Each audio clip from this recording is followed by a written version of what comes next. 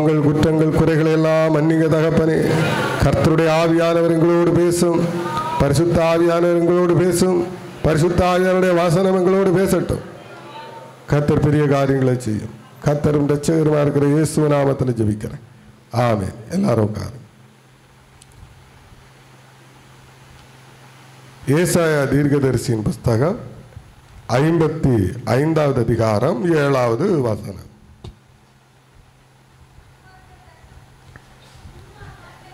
துன்மார்க்கன் தன் வழியையும் அக்கிரமக்காரன் தன் நினைவுகளையும் விட்டு கர்த்தரிடத்தில் திரும்ப கடவன்.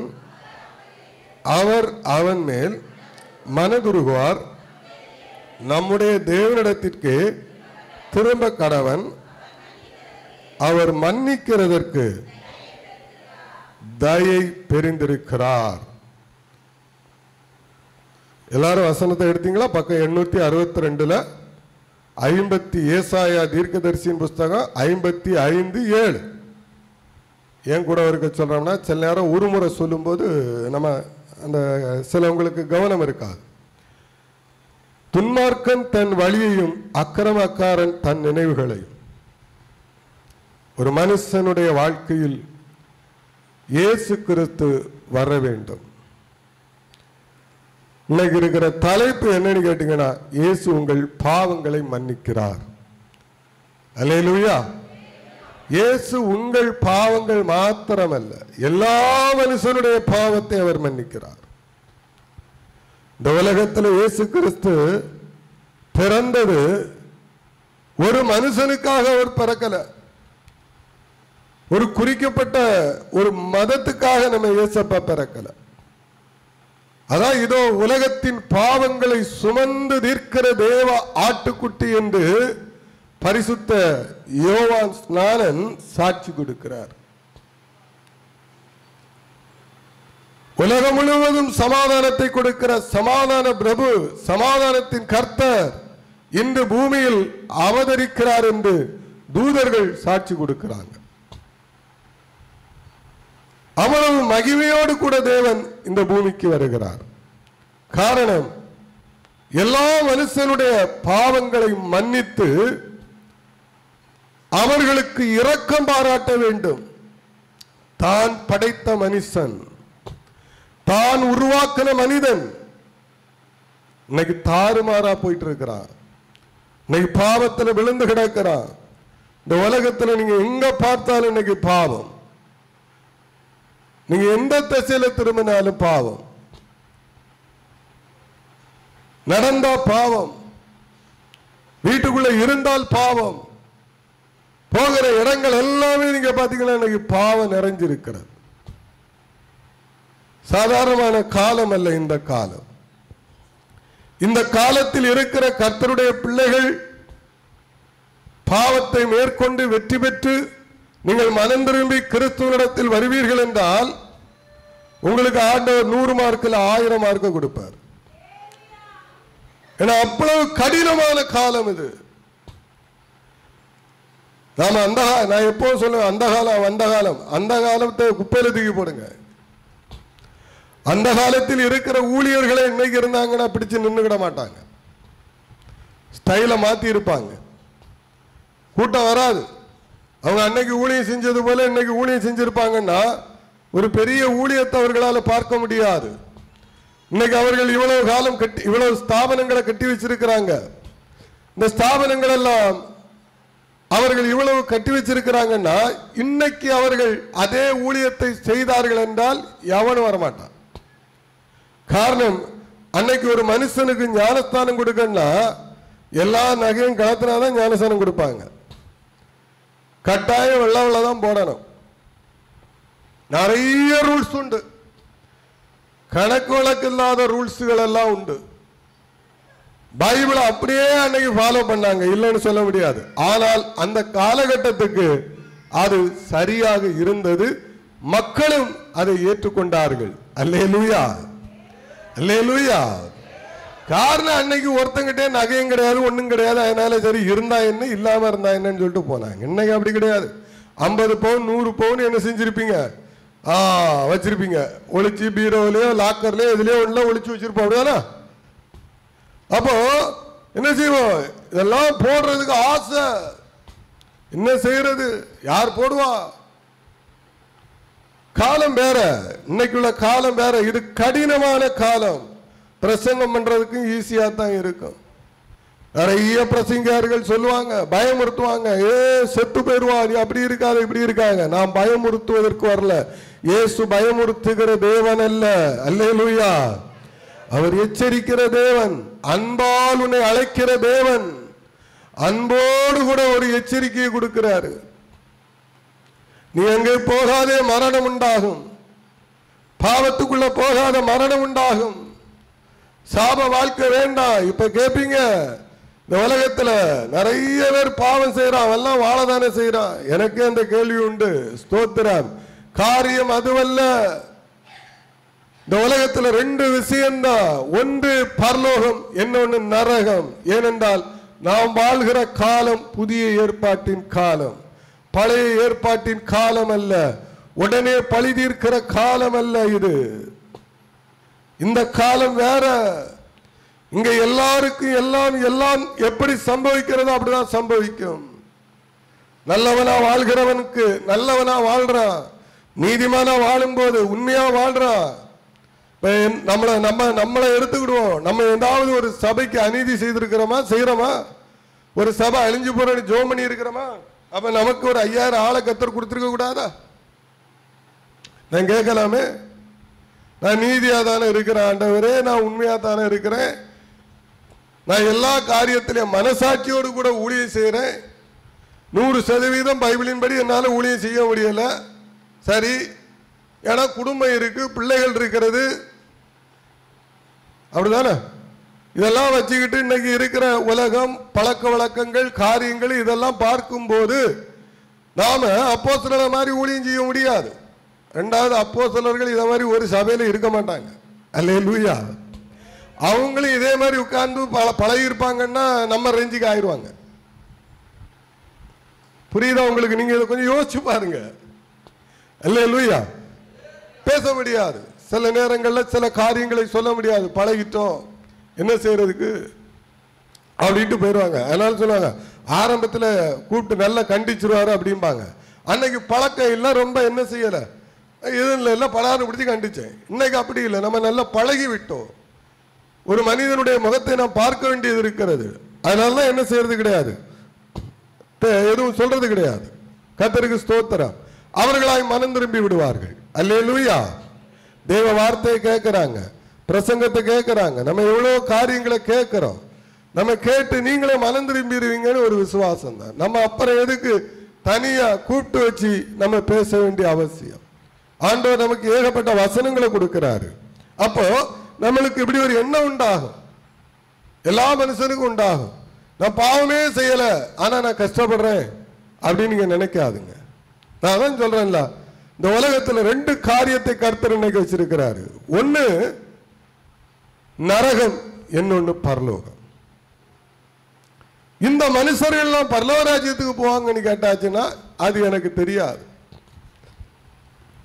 இயேசு கிறிஸ்து ஒரு மனுஷனை குறித்து ஊமையா சொல்றாங்க. ஒரு லாசருங்கிற ஒரு மனுஷன் மரித்த, எந்த லாசர், அந்த லாசர் இல்ல, ஒரு ஏழை லாசரை குறித்து சொல்றாரு. ஒரு காரியத்தை ஊமையா சொல்றாரு, அப்படிதானே? அவன் இந்த பூமியில படுற கஷ்டங்கள், அவன் சாப்பாட்டுக்கு படுற கஷ்டம், அவன் வியாதியினால பட்ட கஷ்டம், இதெல்லாம் நமக்கு காண்பித்து கொடுக்கிறார். எல்லா காரியங்களையும் இயேசு சொல்லி வச்சிருக்கிறாரு. இவ்வளவு கஷ்டப்படுறா, ஆனால் அவன் ஆபிரகாமுடைய மடியில போய் உட்கார்ந்து இருந்தாங்கிறார். ஆனா இந்த உலகத்தில் எல்லாத்தையும் ஒருத்தன் அனுபவிச்சுட்டு இருக்கிறான். அவன் கேட்கிறான், அங்க போய் ஒரு சொட்டு தண்ணியாவது எனக்கு தாங்க. இந்த நரகத்தில், இந்த எரி நரகத்தில் இருந்து நான் வேதனைப்படுறேன். ஐயோ தாகம் தாகம் தாகம். நீங்க பாருங்க, கொஞ்ச நேரம் தாகமா இருந்தா நமக்கு எப்படி இருக்கிறது? இந்த வேதனையில தான் அந்த மனுஷன் குமர்றான். சொல்றான், அந்த விரல தொட்டு அப்படியே அது ஒரு சொட்டு தண்ணி என் நாக்கில கொண்டு வைங்க. அவன் எவ்வளவு வேதனை பாருங்க. பரலோகம் நரகம் என்பது அது ஒரு செக்ஷன், நரகத்தை குறித்து நீங்க பைபிள் நம்ம நிறைய நம்ம பேசுற ஈஸியா இருக்கும். இந்த உலகத்தில் இயேசு உங்களை அழைத்தது பரலோகத்துக்கு போவதுக்கே தவிர நரகத்துக்கு போறதுக்கு அல்ல. நீங்கள் எல்லாம் நரகவாசிகள் அல்ல, பரலோகத்தின் அங்கத்தினர்களாக இருக்க வேண்டும். இயேசு நம்மை நேசிக்கிறார், எல்லா மனுஷனையும் அவர் நேசிக்கிறார். அப்ப இந்த பாவம் நம்ம எப்படி இந்த பாவத்தில் இருந்து நம்ம வெளியே வர்றது? இந்த பாவத்திலிருந்து எப்படி நம்ம வெளியே வர்றது? நம்மால அது முடியுமா? நிறைய கேள்வி இருக்கு நமக்குள்ள. நான் ஒரு வசனத்தை கூட நம்ம வாசிக்கலாம். ரோமர் 8வது அதிகாரம் பக்கம் 216 13வது வசனத்தை வாசிங்க பார்ப்போம். மாம்சத்தின்படி பிழைத்தால் சாவீர்கள், ஆவியினாலே சரீரத்தின் செய்கைகளை அழித்தால். புரிஞ்சா? நீங்க மாம்சத்தின்படி பிழைக்க நினைச்சீங்கன்னா நீங்க செத்து போயிருவீங்களா? மாம்சத்தின்படி உங்க பாவத்தை நீங்க மேற்கொள்ள முடியாது. நீங்க தலைகுத்தி நின்னாலும் சரி, மாம்சத்தின்படி உங்க பாவத்தை என்ன செய்ய முடியாது? மேற்கொள்ள முடியாது. கூட அவருக்கு அந்த வசனத்தை நான் வாசிக்கிறேன். ஏன் 2 முறை வாசிக்கிறவனா? எல்லாம் ஒரு காரணத்தோட தான். அது ரோமர் 8:13 தான். மாம்சத்தின்படி பிழைத்தால் சாவீர்கள். மாம்சத்தின்படி பிழைத்தால் சாவீர்கள். நீ மாம்சத்தினால வாழலாம், மாம்சத்தினால பிழைக்கலாம் அப்படின்னு நீ நினைச்சீங்கன்னா உங்களுக்கு மரணம் தான் உண்டாகும். மரணம் என்று சொல்லுவது பாவம் செஞ்ச உடனே நீங்க செத்து பெறுவீங்களான்னு கேட்டா சாக மாட்டீங்க. இந்த காலத்தில் அப்படி கிடையாது. இந்த காலத்தில் கர்த்தர் உங்களை கொலை செய்ய மாட்டாரு, கொல்ல மாட்டார். ஏதேன் தோட்டத்தில் என்ன நடந்ததோ அதுதான் நடக்கும். அவங்க பாவம் செய்தார்கள், அவங்க ஆவியின்படி பிழைக்க வேண்டும் என்று நினைக்கல. தேவன் கொடுத்த ஆவியினால நாம என்ன செய்யணும்? வாழணுங்கிற எண்ணம் அவங்களுக்குள்ள இல்ல. பார்த்தா உடனே பிடிச்சுக்கிட்டு அதை எப்படியாவது பறக்கணும்னு ஆசைப்படுறா. பறச்சா தான் என்ன விரும்பினானோ அதை அப்படியே செய்து முடித்தார்கள் 2 பேரும். அங்கே ஏசப்பா ஆதாமையும் ஏவாளையும் கொலை செய்யல, விட்டுட்டார். ஏன்னா அவர்கள் என்ன நினைச்சாங்கன்னா மாம்சத்தின்படி பிழைக்கலாம். மாம்சத்தின்படி பிழைத்தால் மரணம். நீங்க மாம்சத்தின்படி பிழைக்க முடியாது. முதல்ல மாம்சத்தின்படி நீங்க என்ன செய்ய முடியாது? மாம்சத்தின்படி நீங்கள் பரிசுத்த ஆவியை பெற்றுக்கொள்ள முடியாது. இப்ப புரியுதா உங்களுக்கு? நீங்க மாம்சத்தின்படி இயேசு கிறிஸ்துவுக்கிட்ட நெருங்க முடியாது. புரியுதா? பஞ்சு நெருப்பையும் பக்கத்தில் கொண்டு போனா எரியும். பண்ணி நெருப்பையும் கிட்ட கொண்டு போனீங்கன்னா என்ன செய்யும்? அடையும். மாம்சத்தின்படி ஒரு மனுஷன் இயேசுவோடு போக முடியாது. இந்த சத்தியத்தை நீங்க புரிஞ்சுக்கணும். நினைப்பீங்க என்னால பாவத்தை மேற்கொள்ள முடியல, நான் என்ன செய்யறேன்? பாவத்துல தான் வாழ்ந்துகிட்டு இருக்கிறேன். ஆனா உங்களுக்கு அந்த பாவம் பிடிக்கல, நீங்க அதை வெறுக்கிறீங்க. நீங்க யாரையும் பேசக்கூடாதுன்னு நீங்க நினைப்பீங்க, ஆனா ஏதோ ஒரு சூழ்நிலையில பேசிடுவீங்க. ஒரு நாளுக்கு ஒரு பூட்டை போடணும்னு சொல்லி ஜெபம் பண்ணுவீங்க, அப்படிதானே? ஆனா சந்தர்ப்ப சூழ்நிலை உங்களை பேச வச்சிருது. சில இடத்துக்குள்ள நீங்க போகக்கூடாதுன்னு நீங்க நினைப்பீங்க, ஆனா பாத்தீங்கன்னா அதே இடத்துல சிலர் போக வேண்டிய சூழ்நிலை உண்டாகுது. அப்போ பாவம் செய்யக்கூடாது, பைபிள்ல வசனமே இருக்கு. இதே அதிகாரங்கள்ல நீங்க வாசிச்சீங்கன்னா, ஆமா, பாவம் செய்யக்கூடாதுங்கிற ஒரு பிரமாணம் என்கிட்ட இருக்குங்கிறாரு பவுல். ஆனா நான் செய்ய நினைக்காத பாவத்தை என்னையும் அறியாமல் நான் சில நேரம் செய்கிறேன். காரணம் மாம்சம். மாம்சம். என வேதம் சொல்லுகிறது, ஆவியினாலே சரீரத்தின் செய்கைகளை அழிக்கணும். இன்னைக்கு இந்த மாம்சத்தின்படி பிழைக்கணும் நினைக்கிறவங்க யாருன்னு நான் சொல்லட்டுமா? நீங்க இன்னைக்கு பாத்தீங்கன்னா நார்த் இந்தியாவுக்கு போனீங்கன்னு வச்சுக்கிடுங்களா, சில புனித ஸ்தலங்கள் இருக்கிறது. அந்த ஸ்தலங்களை நீங்க பாத்தீங்கன்னா அப்படியே ஒரே மரத்து மூட்டில் அப்படியே உட்கார்ந்துருப்பாங்க. இல்ல கையை இப்படியே தூக்கி வச்சுக்கிட்டே இருப்பாங்க. இல்லைன்னா ஒத்த காலில் அவங்க நிற்பாங்க. இல்லைன்னா கண்களை மூடிக்கிட்டு கண்களை திறக்கவே மாட்டாங்க. இல்லைன்னா ஆணியை போட்டு அதுக்கு மேல படுத்திருப்பாங்க. முட்களை போட்டு அதுல போய் உட்கார்ந்து இருப்பாங்க. இல்ல தீகளை என்ன செய்வாங்க, சுத்தி எரிய விட்டு அதற்குள்ளாக போய் உட்கார்ந்து இருப்பாங்க. ஏன்னா அவங்க நினைக்கிறாங்க இப்படி பிழைக்கலாம், பிழைக்க முடியாது. ஏன்னா பைபிள் சொல்லுகிறது மாம்சம் ஒன்றுக்கும் உதவாது. மாம்சம் ஒன்றுக்கும் உதவாது.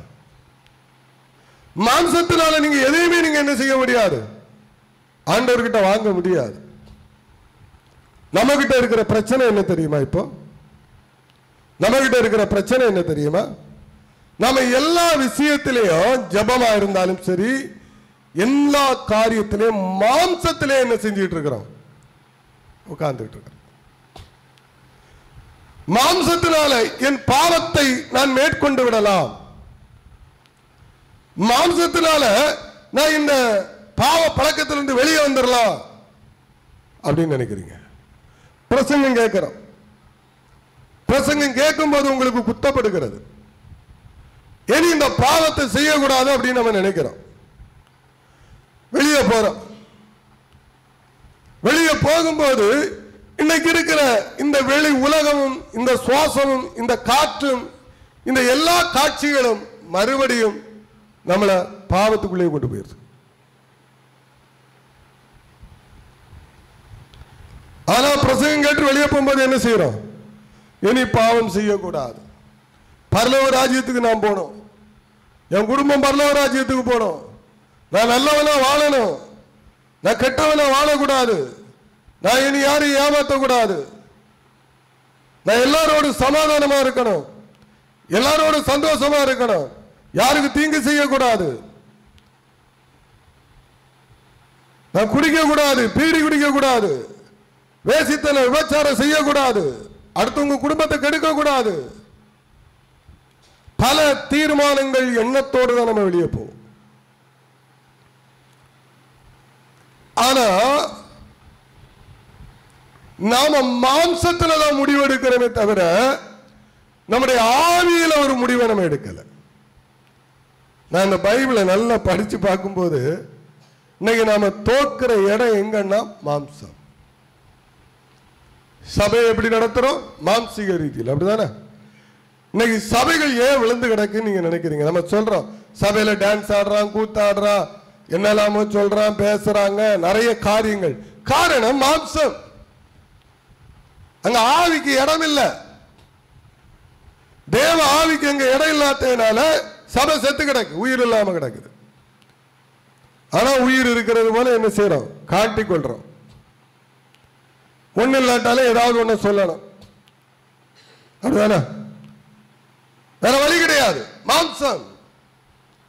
நீங்க ஆவியினால அதை செய்யும் போது நான் இங்க வந்து கொட்டடிக்க வேண்டிய அவசியம் கிடையாது. ஆமா, ஆவியினால சபை நடத்தப்படும் போது நான் இருக்கிறேன். நான் இப்ப மற்றவங்களெல்லாம் நான் சொல்லல. சரி, நீ இப்ப ஆவியினால நடத்தப்படுதியான்னு கேட்டாச்சுன்னா வாய்ப்பே இல்லை. இப்போ உங்களுக்கு மகிழ்ச்சியின் கடல், சந்தோஷ குளியல் வந்திருக்குமே, அல்லேலூயா, உண்டு. ஒரு பகுதி உண்டு, முழுவதுமாக என்னும் அந்த ஆவியில் நான் நடத்தப்படல. சில போதகர்கள் சொல்லுவாங்க நான் ஆவிலே தான் குளிக்கேன், ஆவிலே தான் எழும்புவேன், ஆவில தான் நடப்பேன். நான் நடக்கவில்லை. அப்படி நடக்கும்போது நான் சொல்றேன் அல்லேலூயா, முடியாது. சூழ்நிலை, நெருக்கம், காரியங்கள், கஷ்டம், வேதனை வரும்போது மண்டை கிருக்குன்னு கிருத்துறோம். மாம்சம் அப்படியே உச்சகட்டத்துக்கு போயிடும். இந்த மாம்ச பிரஷர் மேல ஏறும்போது இந்த ஆவி உள்ள இருந்தாச்சுன்னா அதை அப்படியே அனுப்பிக்கிட்டே இருப்பார். இப்ப புரியுதா உங்களுக்கு? பேலன்ஸ் ஆகிட்டு தான் இருக்காது. சமநிலை ஒரு பிரமாணத்துல தான் இருக்கும். பாதி மாம்சம் பாதி ஆவி, பாதி சவுல் பாதி கர்த்தர். இதை எந்த பாஸ்டும் சொல்ல மாட்டான். அல்லேலூயா. யாராவது பேசுவாங்களா? இப்படி பேசுவாங்களா? கேட்டிருக்கீங்களா? மேல வந்து சொல்லுவாங்க, ஆவியில நிரம்பி நிக்க. ஆமா, நல்ல ஆவியில நிரம்பி நிப்பா. வரதுக்கு முன்னாடி பொண்டாட்டி தூக்கி போட்டு குத்துன்னு குத்திக்கிட்டு, ஊர் உலகத்தெல்லாம் கெட்ட வார்த்தை போட்டு யாச்சிக்கிட்டு, ஊர் உலகத்தெல்லாம் அடிச்சு ஒலையில போட்டுட்டு நீ ஆவியில வந்து நிக்கிறீங்களா? எங்கெங்க நம்ப முடியும்? பாத்தீங்களா? முந்தா நாள் ஒரு 5 ஏழைங்க ஐபிஎல் கிரிக்கெட் பார்த்துக்கிட்டு இருந்தாங்க. பாத்தீங்களா? 0 பேலன்ஸ்.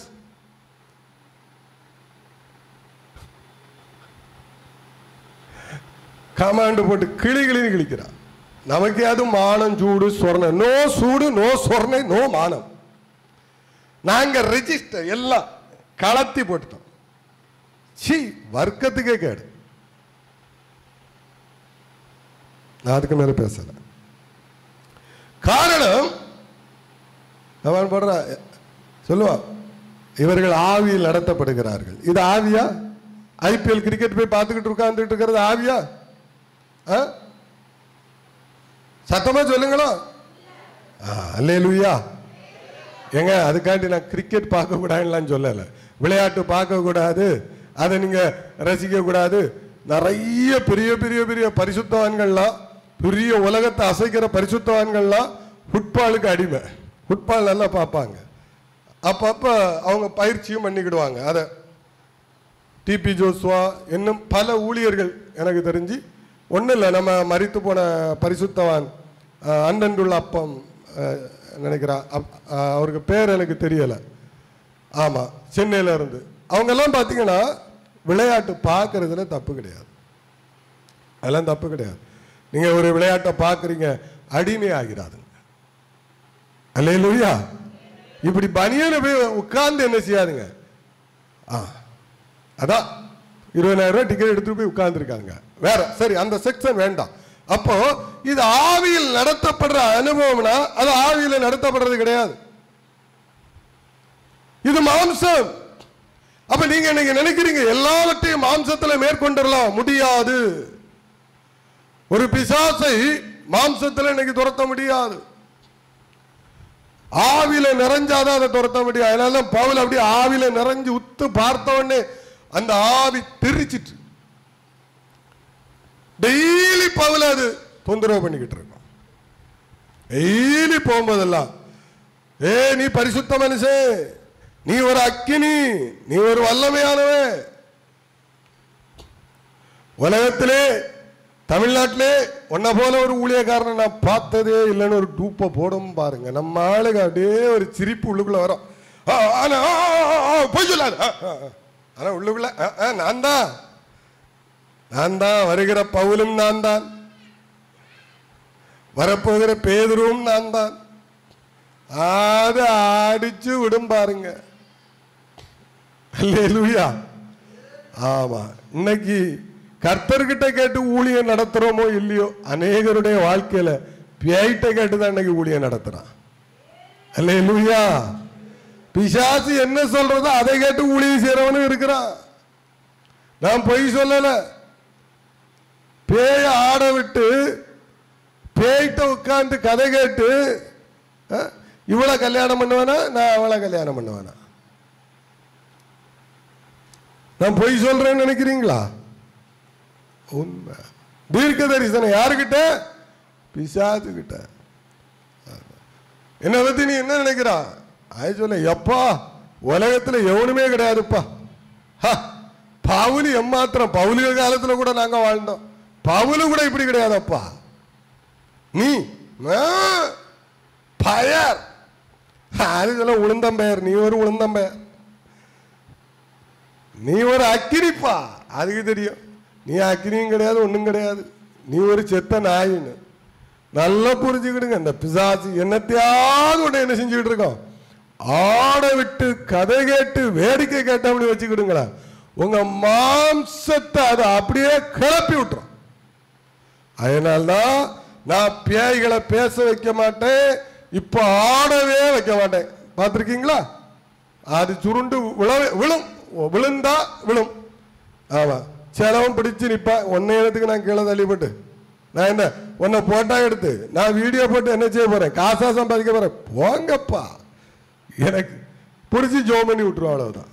ஏன்னா நமக்கு தெரியும் அதனுடைய அனுபவங்கள். நம்ம 1 2 நிறைய பார்த்து வாஞ்சி பேசாம உட்கார்ந்துகிட்டு இருக்கிறோம்.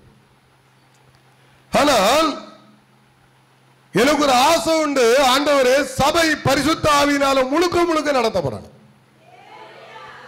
என் பிரசங்கத்தினால நீங்க மனம் திரும்ப போறதே கிடையாது, அது எனக்கு நல்ல தெரியும். நான் என்னதான் சொன்னாலும் என் கூட நீங்க இருக்கலாம், வரலாம், பேசலாம், ஆனா நீங்க மனம் திரும்ப மாட்டீங்க. உங்களை மனம் திரும்ப வைக்கிறவர் ஆவியானவர்.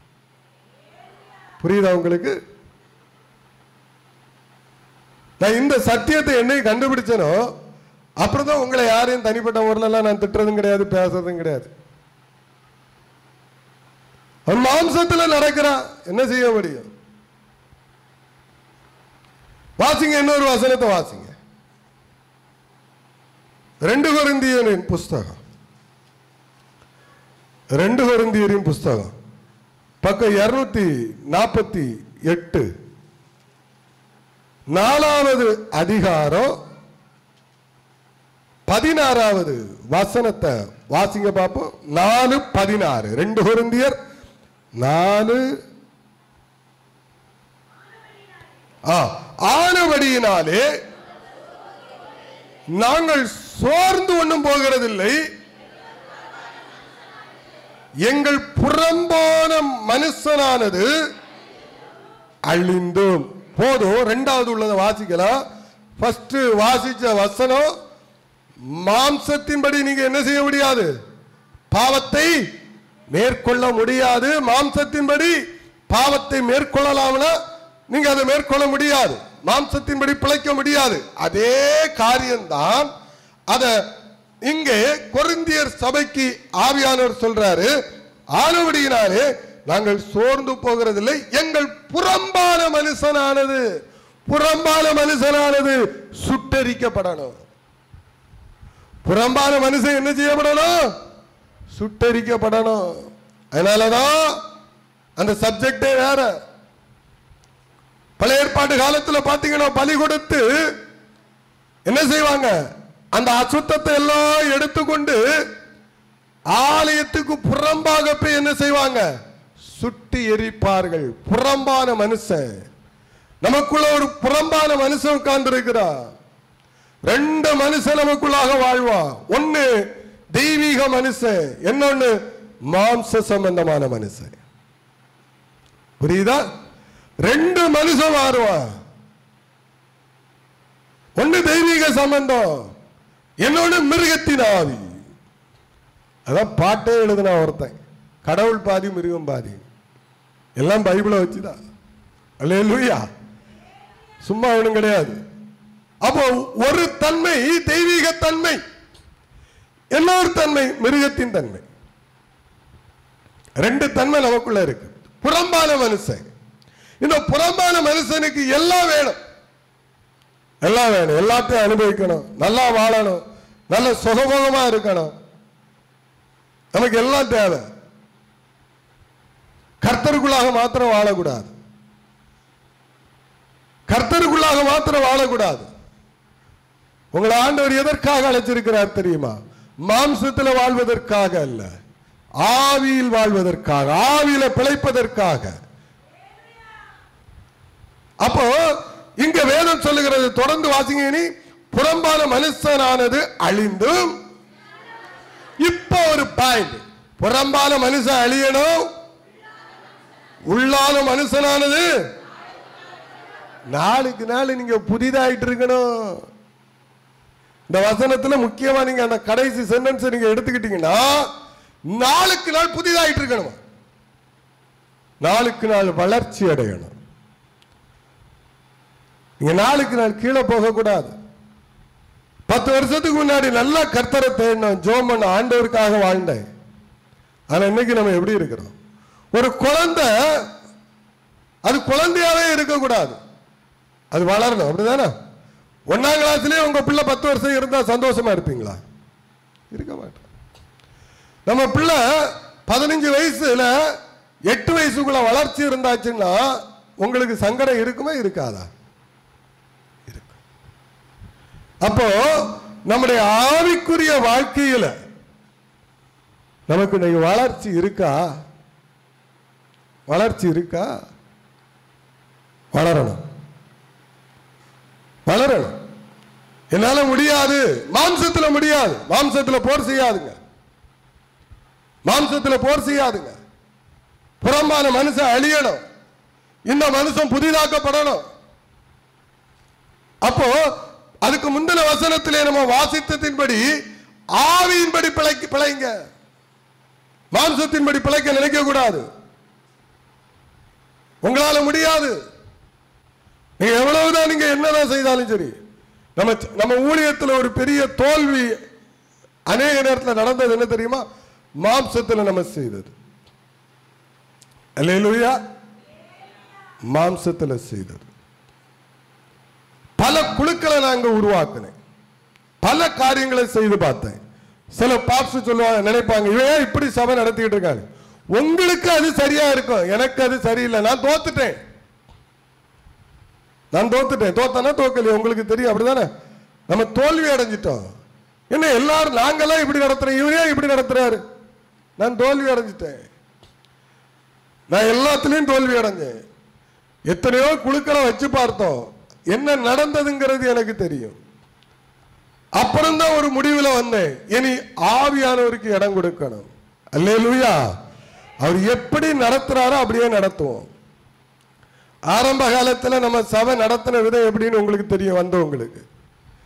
அங்க ஒரு சீப்பு இருக்காது, ஒண்ணு இருக்காது. ஞாபகம் இருக்கா? இப்ப நடக்கிற சம்பவங்கள் கூட இருக்காது. எத்தனை பேருக்கு ஞாபகம் இருக்கு? ஒண்ணுமே இருக்காது. அப்படியே வருவேன், வந்து ஒரு சின்ன ஜபத்தை பண்ணுவேன், அப்படியே நின்றுக்கிட்டு ஆரம்பிப்பேன். ஆரம்பிச்சுக்கிட்டு நானே ஒரு பாட்டை பாடுவேன். அந்த பாட்டு மனுஷன் கேட்க மாட்டான், ஆனா அந்த பாட்டில் ஒரு அபிஷேகம் இருந்தது. அல்லேலூயா. இந்த பாட்டில் ஒரு கிருபை இருந்தது அன்னைக்கு. அப்புறம் நான் பார்த்தேன், எல்லாரும் வொர்ஷிப் நடத்தாங்கன்னு சொல்லிட்டு நானும் ஒரு மாம்சத்தில் வந்தேன். நானும் எனக்கும் கொஞ்சம் மாம்சம் வந்துட்டு, எல்லாரும் 1 மணிக்கு ஒரு வொர்ஷிப் நடத்துறாங்க அப்படின்னு சொல்லிட்டு நம்மளும் உள்ள இந்த சர்ச்சுக்குள்ள அந்த வொர்ஷிப்பை தொடக்கினேன். அந்த வொர்ஷிப் எல்லாம் நடத்தும் போது பாத்தீங்கன்னா கொஞ்சம் பேயெல்லாம் பயங்கரமா ஆடிச்சு. ஆடிச்சா இல்லையா? ஆடிச்சா இல்லையான்னு நீசத்தனமா கிடந்த ஆடிச்சு. அப்ப எனக்கு எப்படி இருக்கும்? செம ஆவிடா, பவரோ பவர். அது பவர் அல்லங்க. ஒரு வொர்ஷிப் நடத்தி பிசாசு ஆடிச்சுன்னா அது பவர் அல்ல. எல்லாரும் அப்படி நினைச்சுட்டு இருக்கிறாங்க. நான் வொர்ஷிப் நடத்தும் போது நல்ல பேயாடினதுன்னு நான் இதெல்லாம் பார்த்துட்டு வந்தவன். நீங்களும் பார்த்துருக்கிறீங்க. வந்து குட்டக்கா மண்டக்கானி ஸ்டேஜுக்கு முன்னாடி விழுறதும் எல்லாமே நடந்தது. ஆனால் இது பவர் அல்ல. இல்ல இந்த வொர்ஷிப்ல இந்த ஆவி ஓடிச்சான்னு கேட்டா ஓடிச்சா? ஓடல. மறுபடியும் கூட்டம் முடிஞ்சவன என்ன செய்ய வேண்டிய இருக்கிறது? நான் சொல்லித்தாரேன். இவ்வளவு ஓப்பனா யாரும் பேச மாட்டாங்க. அல்லேலூயா. ஆமா. அதனால எனக்கு பவர் இல்லை நீங்க நினைச்சாலும் எனக்கு பரவாயில்லை. ஸ்தோத்திரம். இல்ல ஓகே, என்கிட்ட நான் வந்து எலியாவும் இல்லை எலிசாவும் இல்லப்பா. அல்லேலூயா. நான் சாதாரண பெனி. நான் கடைசி வரைக்கும் இயேசு உருவாக்கி இயேசப்பா கொடுத்த அபிஷேகத்தோடு ஒரு நல்ல ஒரு தேவ மனுஷன் பெனிங்கிற அந்த பேரோட தான் நான் சாக விரும்புறேன். பழைய பெனி அல்ல, கிறிஸ்துவுக்குள்ளாக வந்து புதிய பெனியா தான் சாக விரும்புறேன். எனக்கு எலியா பேதுரு, பவுல், வேற யாரு, யோவான் ஸ்நானனா, ஆமா, கிட்டே பெறக்கூடாது. இவங்களுக்கெல்லாம் கல்யாணம் ஆகல, அது கூட முதல்ல உனக்கு தெரியல. அப்போ இந்த ஸ்தானம் நமக்கு அவசியம் அல்ல, அவசியம் அல்ல. அப்ப நம்ம என்ன நினைக்கிறோம், பேய் ஆடிச்சு, கூட்டம் முடிஞ்சோட மறுபடியும் போய் ஜோம் பண்றோம். அதே பேய் முதல்ல நல்லா ஆடி தளர்ந்து போய் இருக்கும், மாம்சம் தளர்ந்துடும், அப்படிதானே? உங்க மாம்சம் எந்த அளவுக்கு இருக்கிறதோ அந்த அளவுக்கு பிசாசு வேலை செய்யும், அது தளர்ந்து போய் இருக்கும். அதுக்கு வர ஜோம் பண்ணும்போது ஆயிடுச்சு, எப்பா விட்டுறப்பா, அடுத்த ஆராதனைக்கு ஆட வரேன்.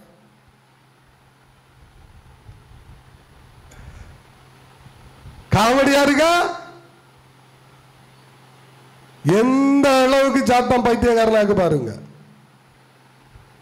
இந்த சத்தியம் நல்லா புரிஞ்சுக்கிடுங்க நான் சொல்றது. அது மனசுக்குள்ள நினைக்கும், நான் இப்ப தளர்ந்துட்டேன் மிஸ்டர் பெனி, எனக்கு இப்ப ஆடுறதுக்கு பலம் இல்லை, விட்டுறப்பா நான் போயிடுறேன். ஆனா மனசுக்குள்ள சிரிச்சுக்கிடும்.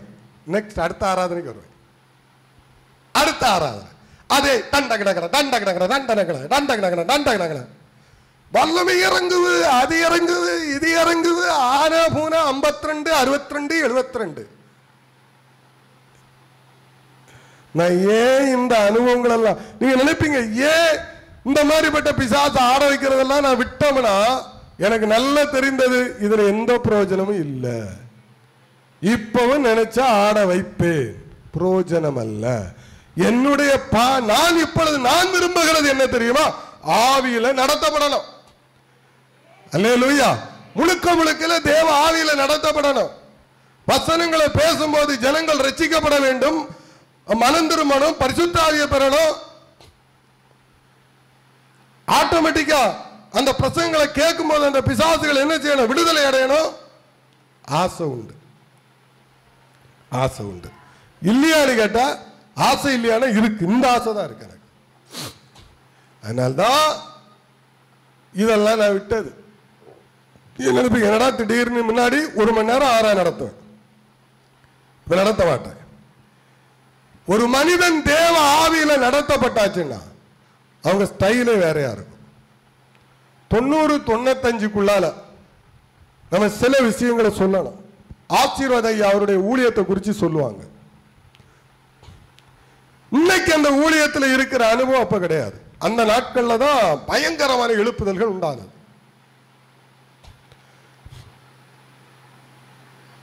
அவர் மைக்க பிடிப்பார், பேச ஆரம்பிப்பார், அவ்வளவு அபிஷேகம் அங்கு செயல்படும். அல்லேலூயா. காலத்தின் கோலம் நல்லா புரிஞ்சுக்கிடுங்க. ஒரு ஊழியக்காரன் பரிசுத்த ஆவியானுடைய நடத்துதல் அடிக்கடி சொல்லியிருக்கேன், அது மெண்டல் மாதிரி தான் இருக்கு, அது பைத்தியக்காரத்தனமா தான் இருக்கும். புரிந்து கொள்ள முடியாது, அந்த நடத்துதெல்லாம் புரிந்து கொள்ள முடியாது. அது ஒரு லைன்ல நீங்க அந்த பைபிள்ல நீங்க வாசிச்சு பாருங்க. இயேசு கிறிஸ்துவ ஊழியத்தை நீங்க வாசிச்சு பாருங்க, யோவான் ஸ்நானனுக்கு ஊழியத்தை நீங்க வாசிச்சு பாருங்க, அப்போஸ்தலனாகிய பவுலுடைய ஊழியத்தை வாசிச்சு பாருங்க, பேதுருடைய ஊழியங்களை வாசிச்சு பாருங்க, இவங்க ஊழியங்கள் எப்படி இருந்ததுன்னு வாசிச்சு பாருங்க. நம்ம சபையில ஒரு பாஸ்டர் இந்த முறையா நடத்துவாங்கல்ல, சங்கீத பகுதி, பாட்டு பகுதி, இந்த பகுதி, இவங்களுக்கெல்லாம் நம்ம சபையை பார்த்தாச்சுன்னா என்ன தோணும், என்னடா இப்படி நடத்திக்கிட்டு இருக்கான், ஒரு ஒழுங்கு இல்லாம. அல்லேலூயா. ஒழுங்கு இல்லாம எல்லாம் இங்க துணி இல்லாம நான் உட்கார்ந்து ஆடிக்கிட்டு இருக்கிறோம்.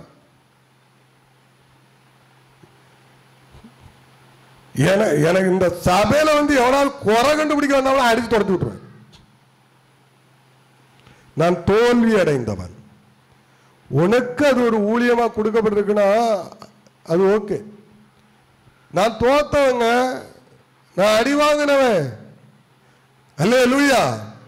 நீங்க அப்போஸ்தலருடைய காலத்துக்குள்ள போனா, ஆவியானுடைய காலத்துக்குள்ள போனாதான் அப்போஸ்தலருடைய ஊழியத்தை செய்ய முடியும். பரிசுத்த ஆவியானவரை குறித்த தெளிவில்லாம நீங்க ஊழியம் செய்ய முடியாது. பரிசுத்த ஆவியானுடைய தெளிவில்லாம ஒரு மனுஷன் முழுவதுமாக ரட்சிக்கப்பட முடியாது. நீங்க நினைக்கிறீங்க எல்லாரும் ரட்சிக்கப்பட்டு உட்கார்ந்து இருக்கிறான், அந்நிய பாஷை பேசுறோம்ல, பரிசுத்த ஆவியில நடந்து பேசிட்டு இருக்கிறான். யாருக்கு தெரியும்? யாருக்குங்க தெரியும்?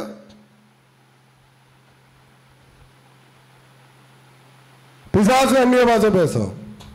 அவன் பிசாசுல பேசுறானா மாம்சத்துல பேசுறானு யாருக்கு உங்களுக்கு தெரியும்? சாத்தானுக்கு தெரியும். அந்நிய பாஷை பேசக்கூடாதுன்னு சொல்லல. பரிசுத்தாவின் கிருபையும் வரங்களும் உங்களுக்குள்ளாக பெற்று நீங்க அந்த அந்நிய பாஷை பேசுறது தப்பே நான் சொல்லல, அது குறை சொல்லல, அது கிருபை. ஆனா அதே மாம்சத்துல பேசினா அது கெட்ட வார்த்தையா இருக்கும். பிசாசு பக்கத்துல இருந்து கேட்டுக்கிட்டு இருக்கும். நீங்க இயேசு கிறிஸ்துவ என்ன செய்வீங்க? ஆமா, கெட்ட வார்த்தை போட்டு உட்கார்ந்து அறுத்துக்கிட்டு இருப்பீங்க ஏதோ ஒரு பாஷையில். பரிசுத்த ஆவியானவரை கெட்ட வார்த்தை போட்டு ஏசிக்கிட்டு இருப்பீங்க. அந்நிய பாஷைங்கிற போர்வையில் எல்லாரும் நம்ம நினைக்கிறோம் நம்ம ரட்சிக்கப்பட்டுட்டோம். இல்ல, நம்ம ரட்சிக்கப்படல. நீங்க எல்லாரும் நம்ம எல்லாரும் ஏதோ ஒரு உணர்ச்சி வசப்பட்டு இயேசுக்குள்ள வந்துட்டோம். நீங்க ஒரு விஷயத்தை எல்லாரும் உங்களுக்கு ஒரு மனசாட்சி இருக்கு, அந்த மனசாட்சியை கொஞ்சம் தொட்டு கேளுங்க. நீங்க தயவு செய்து சொல்றேன், நியாய தீர்ப்பு நாட்கள்ல கர்த்தருக்கு கணக்கு கொடுக்கணும். எல்லாருக்கும் நமக்கு மனசாட்சி இருக்கு. இயேசுக்குள்ள வந்துட்டோம், உணர்ச்சி வசப்பட்டு வந்துட்டோம். உணர்ச்சி வசப்பட்டு வந்தமே தவிர நம்ம முழுசா மனம் திரும்பல. அதே செய்கைகள் நம்ம கிட்ட இருக்கு, அதே பழைய பாவம் நம்ம கிட்ட இருக்கு, அதே எல்லா அநியாயமும் நம்ம கிட்ட இருக்கு. ரெண்டகம் பண்றது, ஊழியங்களை உடைக்கிறது.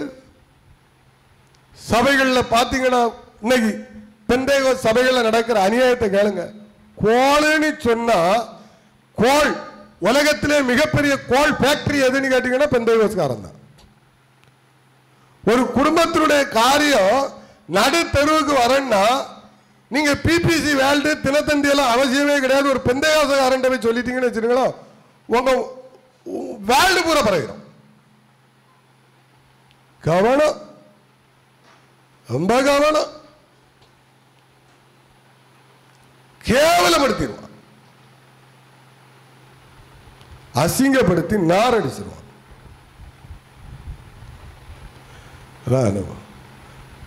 குடும்பத்தில் ஒரு பிரச்சனை பாஸ்டர் கிட்ட சொல்லுவாங்க, அப்படிதானே? கேட்டு வந்தோம். என்ன பண்றது? குடும்ப ஜபம், சர்ச்சில் உள்ள குடும்ப ஜபத்துக்காக ஜபம். ஆண்டவரே ஜோத்திரம் ஜோத்திரம் ஜோத்திரம் ஜோத்திரம் ஜோத்திரம். மாப்பிள்ளையும் பொண்டாட்டி அது வரைக்கும் வெளியே தெரியாது, மாப்பிள்ளை பொண்டாட்டிக்குள்ள சண்டை. 10 பேர் ஜோமண்ணுடைய 10 பத்னிகள் இருப்பாங்க பார்த்தீங்களா? ஜோமண்ணுக்கு யாரு? பத்னிகள். பத்னி எரிச்சா வாழை மரமே எரியும், கேள்விப்பட்டிருக்கீங்களா? பத்னி எரிச்சா என்ன எரியும்? பச்சை வாழை மரமே எரியும்.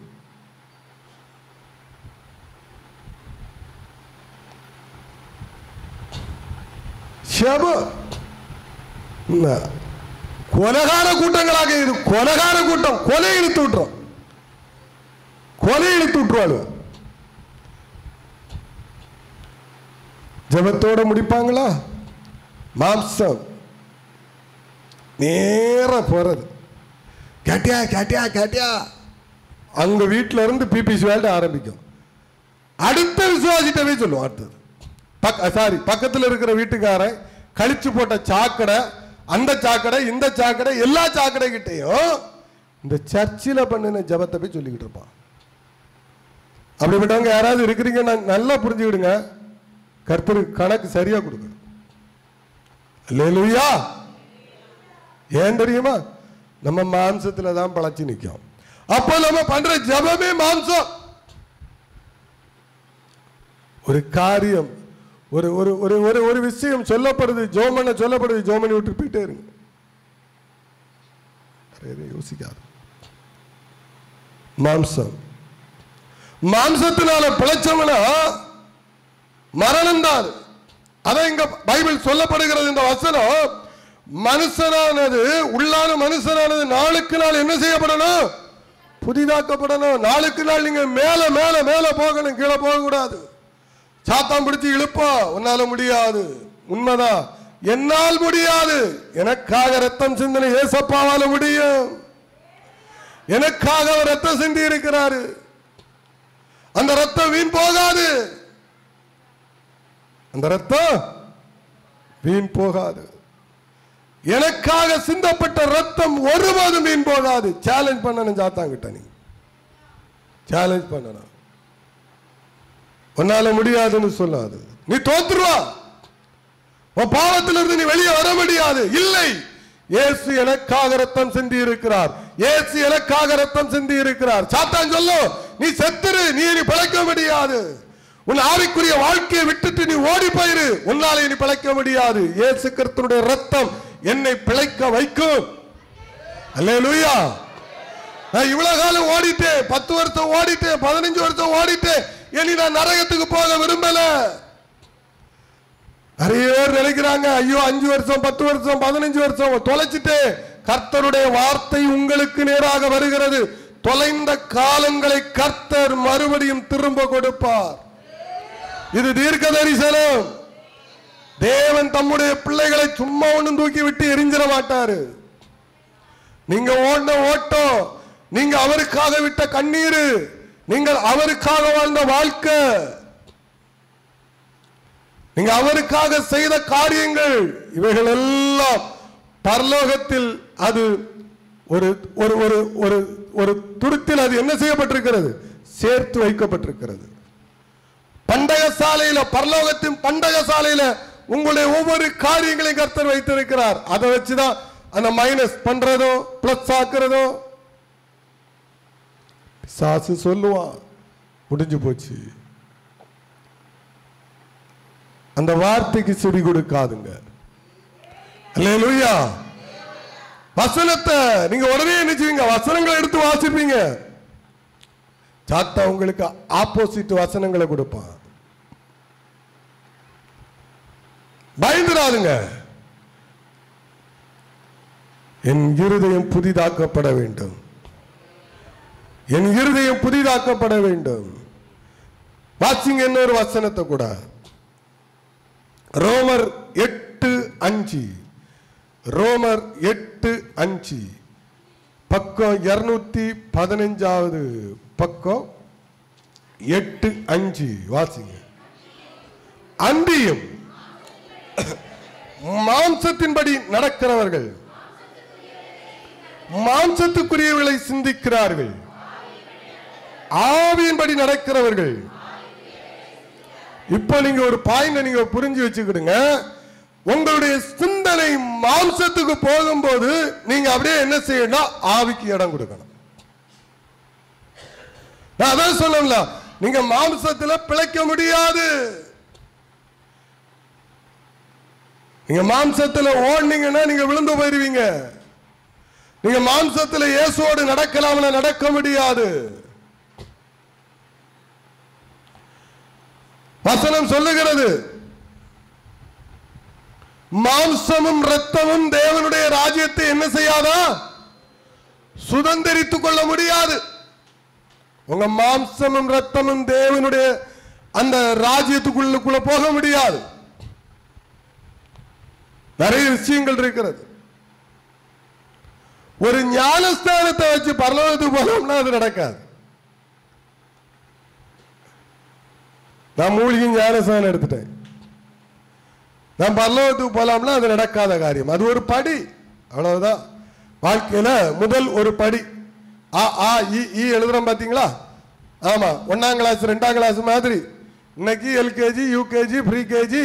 ஆமா, அடுத்தது பிறந்த உடனே பிள்ளை கொண்டு போட சொல்லிடுவான்.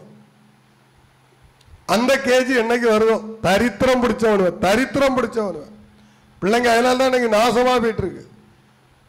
தரித்திரம் பிடிச்சவனுங்க. என்னைக்கு இந்த கல்வி நாசமா போன இந்த கள்ள கல்வியை மாத்துறானுங்களோ அன்னைக்குதான் பிள்ளைகளுக்கு ஒழுக்கம் வரும். ஒரு பிள்ளை 6 வயசு வரைக்கும் தாயின் தகப்பனுடைய கண்காணிப்புல இருந்தாதான் கொஞ்சம் அந்த பிள்ளைக்கு நல்லது கெட்டது தெரியும், பாசம் இருக்கும். எத்தனை மணிக்கு இன்னைக்கு பிள்ளைங்க நம்ம பெற்றோர்களோட இருக்கு சொல்லுங்க பாப்போம். உங்களுக்கெல்லாம் ஒரு அட்வைஸ் பண்றேன், பிள்ளைகளை பெக்கிறது பெரிய விஷயம் கிடையாது. இந்த படிப்புன்னு சொல்லிக்கிட்டு 24 மணிக்கு அனுப்பி விட்டுறாதுங்க. எவன் கிடையாது ஓடி போயிடும், இல்லைன்னா கற்பை இழந்துட்டு வந்து நிற்கும். ஆனா உங்களுக்கே தெரியாது. யாருக்கு தெரியும்? செக்கப்பா பண்ண போறீங்க. அந்த கிளாஸ், இந்த கிளாஸ், பானை கிளாஸ், மண்ணாங்கட்டி கிளாஸ் படிச்சு. படிப்பு தப்பு கிடையாது, நான் குறை சொல்லல. எனக்கு அந்த வேதனை இருக்கு. நான் அன்னை கூட சில நேரம் பேசிக்கிட்டு இருந்தாலும் சொல்லுவேன் யார்ட்டையாவது, எனக்கு அது கிடைக்கல அப்படின்னு. படிக்கணும், நல்ல படிக்கணும், நல்ல படிங்க, தப்பு கிடையாது. ஆனா உங்க பிள்ளைகளை உங்க கூட கொஞ்சம் வச்சுக்கிடுங்க. அல்லேலூயா. வந்த உடனே என்ன செய்யறது? வந்த உடனே 4 மணிக்கா பிள்ளைங்க வர, அப்படிதானே? வந்த உடனே அடிச்சு விரட்டி விட்டுறது. ஒரு வார்த்தை அந்த பிள்ளைகிட்ட பேசுறது கூட கிடையாது. பேசுறது என்ன, எப்பாவது நல்லா வாங்கி கொடுத்து கண்ணே மணியே போதும்ல பிள்ளைங்களுக்கு. ஆமா, நான் பெருசா வாங்கி கொடுத்துட்டேன், 5000 ரூபாய்க்கு உடுப்பு வாங்கி கொடுத்துட்டேன் சிலுக்காட்ட ஆடுறதுக்கு, போதும்ல. அது இல்லை. அந்த பிள்ளைகளோடு இருக்கிற உறவு நமக்கு இருக்கணும், விட்டு போயிடக்கூடாது. அல்லேலூயா. இந்த இடத்துலதான் மத்தவன் உள்ள இறங்குது சாத்தான். சரி, வேண்டாம், சோத்திரம். அப்போ அன்றியும் மாம்சத்தின்படி நடக்கிறவர்கள் மாம்சத்துக்குரியவர்களை என்ன செய்யறாங்க? நீ மாம்சத்தின்படி நீங்க நடந்தீங்கன்னா நீங்க மாம்சத்தை தான் சிந்திச்சுக்கிட்டே இருப்பீங்க. உங்க பிள்ளைகளை நான் இப்போ ஒண்ணு சொல்றேன், உங்க பிள்ளைகளை நீங்க உலகத்தின்படி நடக்க வைக்கணும்னு நினைச்சீங்கன்னா உங்க பிள்ளைங்க அவுட் ஆயிரும். உங்க பிள்ளைகளுக்கு தெய்வீக வழியை காண்பித்து கொடுத்து ஆவிக்குரிய வாழ்க்கையில அதுகளை என்ன செய்யணும்? வளர்க்கணும். கஷ்டங்களை சொல்லிக் கொடுக்கணும், நஷ்டங்களை சொல்லிக் கொடுக்கணும், வேதனையை சொல்லிக் கொடுக்கணும், எல்லாத்தையும் சொல்லிக் கொடுக்கணும். ஒரு பொருள் வாங்கி கொடுப்பது தப்பு கிடையாது. ஆனால் அந்த பொருள் வாங்குவதற்கும் அது எப்படி வந்தது, அதற்கு நான் எவ்வளவு கஷ்டப்பட்டிருப்பேன், எல்லாம் சொல்லிக் கொடுக்கணும். விட்டுருவோம். அப்போ அன்றின் மாம்சத்தின்படி நடக்கிறவர்கள் மாம்சத்துக்குரியவர்களை சிந்திப்பாங்க. இன்னைக்கு எல்லாரும் மாம்சத்தின்படி தான் இன்னைக்கு சிந்திச்சுக்கிட்டு இருக்கிறோம், ஆவியின்படி சிந்திக்கல.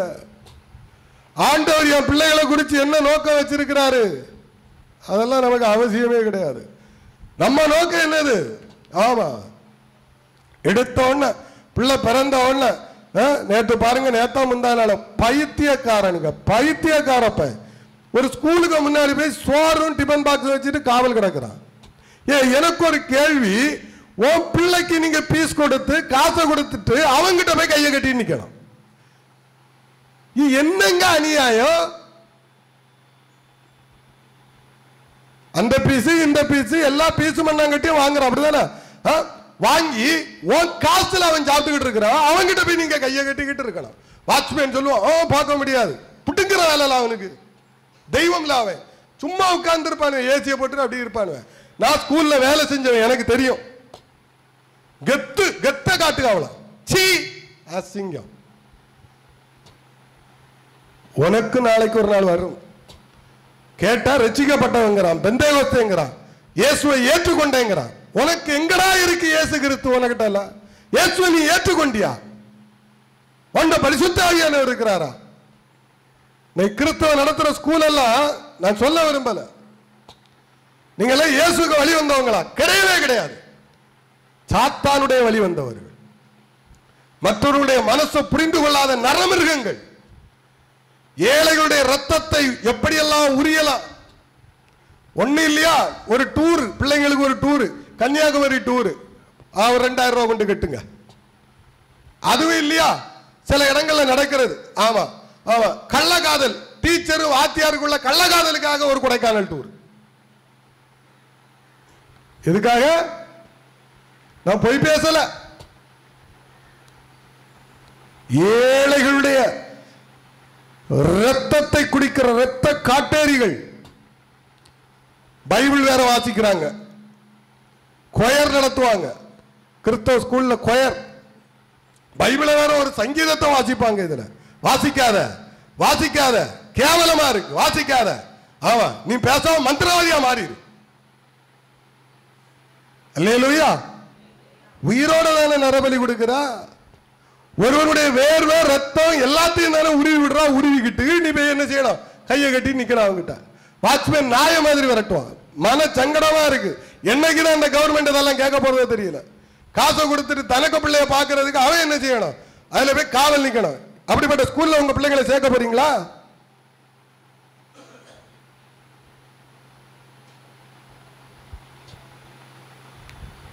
சங்கடமா இருக்கிறது. உலக பிரகாரமான எண்ணங்கள் நொறுங்கி போயிரும். பிள்ளைகளை பிள்ளைகளாய் வையுங்கள். அல்லேலூயா. அது உங்க காலை சுத்திக்கிட்டே இருக்கட்டும். சோத்திரா. ஒன்னே ஒண்ணு வச்சிருப்பான், லண்டன்ல போய் படிக்க வைப்பான்.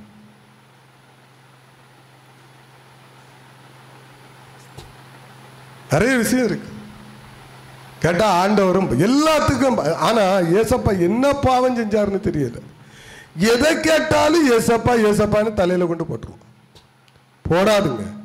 உங்க ஆசைக்காக, உங்க சிற்றின்பத்துக்காக, உங்க செயலுக்காக ஏசப்பா சித்தம்.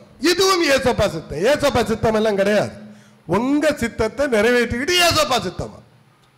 கேவலமா இல்லை இதெல்லாம். அதுக்கும் பைபிள்ல இருந்து ஒரு வசனம் உடனே எடுத்துருவாங்க. எனக்கு அப்படியெல்லாம் வசனம் தெரியாது. எடுத்து பரட்டி பாத்தீங்களா பாத்தீங்களா பாத்தீங்களா எடுத்து வச்சிருப்பான். யாத்ராகமம், ஆமா யாத்ராகமம் 68:38 என்ன சொல்லுகிறது தெரியுமா? அப்படி ஒரு வசனமே இருக்காது. நீங்க என்ன பேரு தேடி படிக்கவா போறோம்?